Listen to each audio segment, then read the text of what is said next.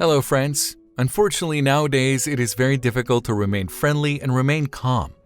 The constant rush, the noise of the city, queues and endless traffic jams, all this can make even the most positive mood person an aggressive and cold who in the evening just hates everyone around him. Alas, but all this and many other factors affect us in one way or another. I think it is difficult to argue with this. Today, I will tell you a story that happened not long ago but has already managed to fly all over the internet, and many who heard it could not remain indifferent.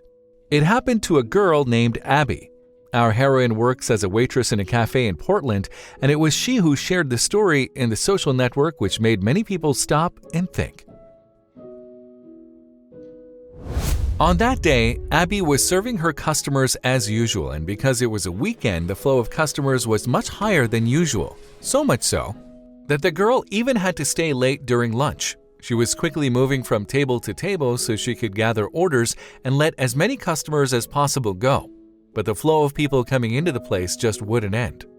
The girl grew increasingly irritable, glancing at her watch and realizing that she would not have time for lunch today. Maybe that would have been okay, but the rules of the cafe were that if you didn't have time for your lunch, then you would have to eat dinner at home in the evening.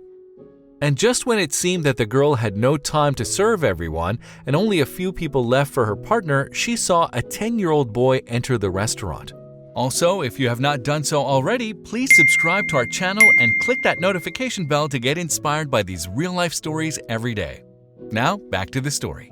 As Abby added, "I really love kids, but that day was just unbearable, and when he walked into the place, the first thing that came to my mind was a non-paying customer.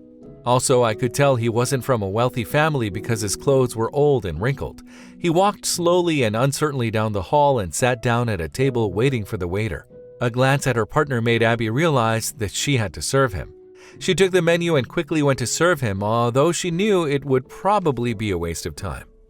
"Hello, tell me, do you have any ice cream with nuts?" the kid said in a quiet voice. "Of course we do," answered Abby quickly. "How much would it cost?" asked the boy. $5, she coldly parried, scrolling in her head the cost of the order and the time spent. "Wow, that's a lot," the boy replied, and pulled out a stack of coins from his pocket. "How much would the cheapest ice cream cost? Do you have something?" But no sooner had the boy uttered these words than the girl's eyes fell on a group of people in business suits who would obviously order a lot more, and they would definitely leave tips. No matter how you look at it, it was her income. Yes, there is our heroine, coldly and already a little nervous, answered the guy. $2. Do you have that money? The boy visually counted the coins in his hand for a few seconds, then said enthusiastically, "Yes, miss, this ice cream suits me fine."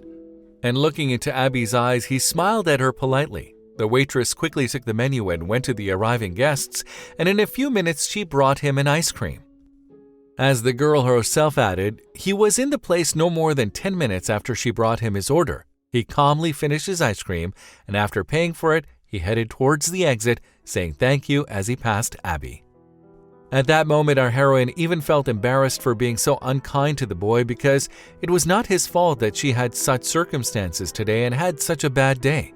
But she felt even more uncomfortable when she came to the table where the little boy was sitting because what she saw there made her even cry and later share this story. As it turned out, he had $5 and could have bought his favorite ice cream with nuts as he had enough money for it. But he bought the cheapest one for $2, only to leave the other $3 for Abby to tip because he could see how hard it was for a girl running around the hall.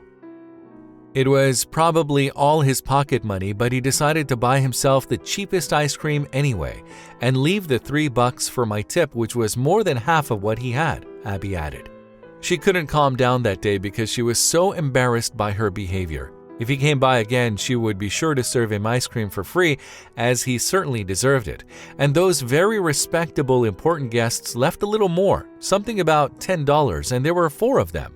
But this story proves once again to all of us that we should not judge people at first because the most valuable things are inside of us. That's all for today. Rate the video if you liked it, leave your comments, and talk to you soon.